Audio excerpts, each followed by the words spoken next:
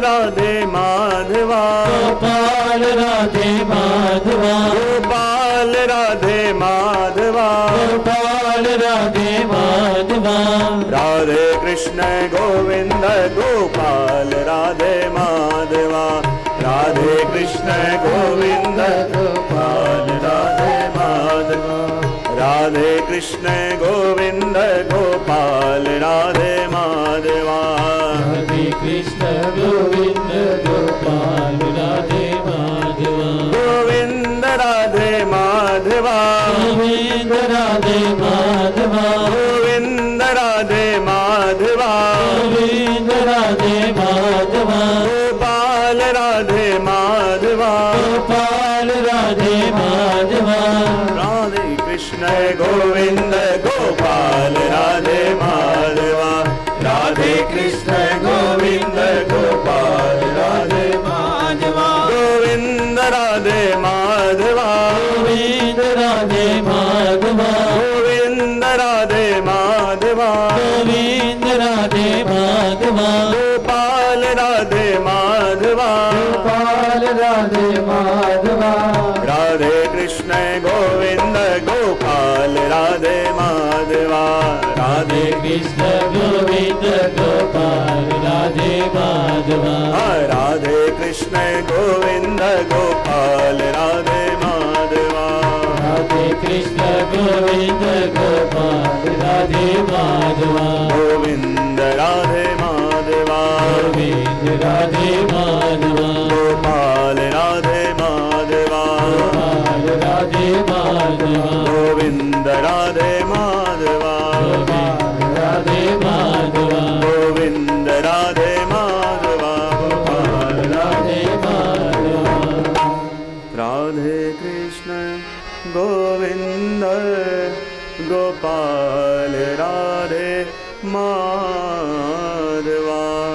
राधे कृष्ण गोविंद गोपाल राधे माधवा।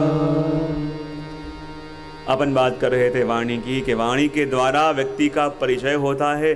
कई बार मैं विरोध में कहता हूँ कि एक बार राजा भोज के वहाँ कालिदास जी रहते और ऐसे विद्वान, प्रकांड विद्वान, और उनके दरबार की ख्याति दूर दूर तक थी कि राजा भोज के वहाँ ऐसे बड़े बड़े विद्वान रहा करते हैं। और किसी देश का कोई बहुत बड़ा विद्वान शास्त्रार्थ करने के लिए राजा भोज के वहाँ आए, पर उस समय कालिदास जी गए थे कहीं बाहर और राजा भोज से कहने लगे, देखो मैं तुम्हारे राज्य के दरबार की प्रशंसा सुन के कि आपके राज्य में, आपके दरबार में बड़े बड़े विद्वान रहते हैं, चर्चा करने के लिए, शास्त्रार्थ करने के लिए आया हूँ।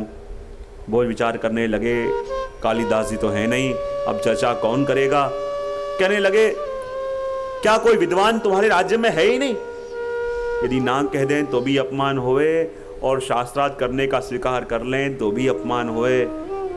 कहा मैं आपको कल उत्तर दूंगा, लेकिन विद्वान की शर्त थी, यदि आपका कोई व्यक्ति मुझे शास्त्रार्थ में हरा दे तो पूरा जीवन में गुलाम बन के रहूंगा, और यदि मैंने हरा दिया तो पूरा राज्य मेरा। राजा भोज विचार करने लगा, रात्रि को नींद नहीं आती और घूमने गए। चलते चलते किसी नदी किनारे देखा सामने कोई फटे हाल व्यक्ति उसके पास आ रहा था। ऐसा दुबला पतला व्यक्ति था और आके कहा, अरे आप तो राजा भोज हैं ना? बोले हाँ। चिंता में लगते हैं, क्या मैं आपकी चिंता दूर कर सकता हूं? बोले तू कौन है? बोले मेरा नाम है गंगोतेली। अच्छा, तू मेरी चिंता क्या दूर करेगा? बोले बताओ तो सही, चिंता क्या है? बोले क्या बताऊं, बहुत बड़ा विद्वान चर्चा करने के लिए मेरे राज्य में आया है, बड़ा विद्वान है, और जो कालिदास जी हैं वो तो बाहर गांव गए हैं। यदि मेरा राज्य का कोई विद्वान चर्चा नहीं कर पाया तो बदनामी हो जाएगी, और यदि मैं हार गया तो भी सारा राज्य देना पड़ेगा, मैं क्या करूं? गंगोत्री ने कहा, इसमें क्या बात है, शास्त्रार्थ मैं करूंगा। राजा भोज को हंसी आ गई। तो सिर्फ एक वाक्य बोला, उसके अंदर भी 10 अशुद्धियां हैं। एक वाक्य बोला, उसमें भी 10 अशुद्धियां हैं, तो इतने बड़े विद्वान के संग जाके शास्त्रार्थ कैसे करेगा? बोले बोलूंगा तो तकलीफ होगी ना। बोले क्यों? हम दोनों का शास्त्रार्थ मौन में कराओ। बोले मौन में शास्त्रार्थ होता है? बोले हाँ, इशारों से। बोले ठीक है, पर उस विद्वान से जाके कह देना कि कल कालिदास जी के गुरु आपसे चर्चा करने आएंगे।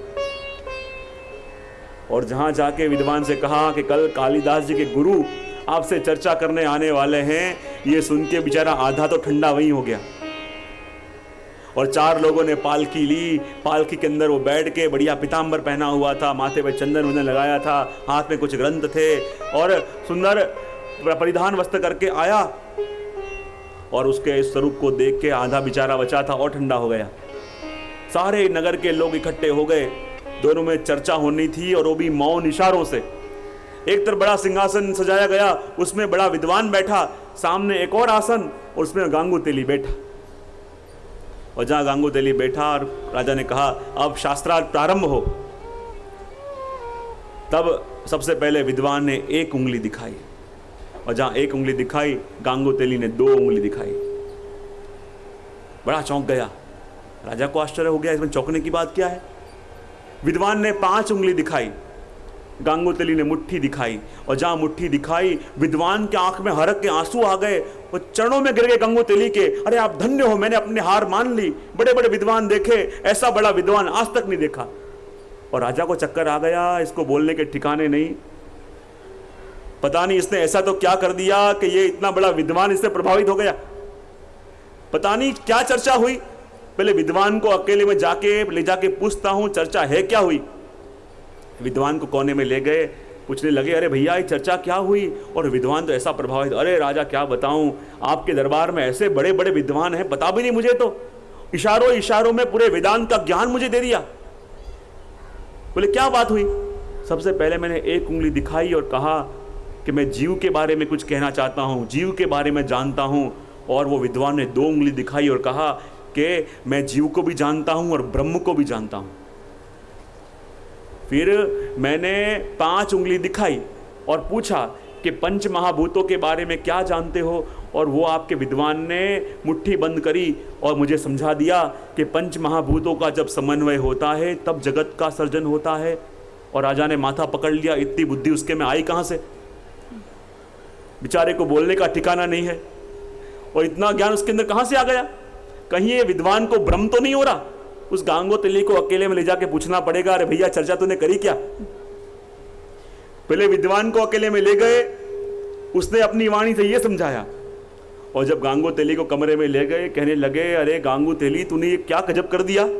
वो विद्वान तो ऐसा प्रभावित हो गया है, ऐसे प्रभावित हो गया है, तेरे गुणगान गाता है, तेरी दीक्षा लेने तैयार हो गया है, बता तो सही चर्चा हुई क्या।